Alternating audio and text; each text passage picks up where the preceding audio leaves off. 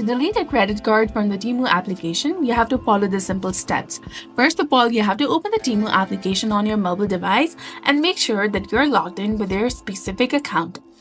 Once you're there, access the payment methods. Tap on your profile icon or the account menu, which is located in the bottom right or top right corner of the screen. And in my case, it is located between categories and card section. Simply tap on it.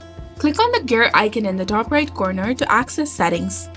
Now find payment methods or manage payments in the settings or the account option. Click on your payment methods. And if you have added any credit or debit card on your account, select the card to remove. Look through your saved payment methods and select the credit card you wish to delete.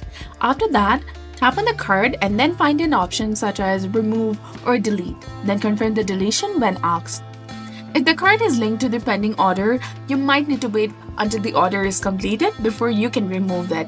For security reasons, you may need to verify your identity prior to deleting the card. And if you experience any issues, please contact the Temu customer support for help. So this was all about it. If you found this guide helpful, please like, share, and subscribe. Thanks for watching.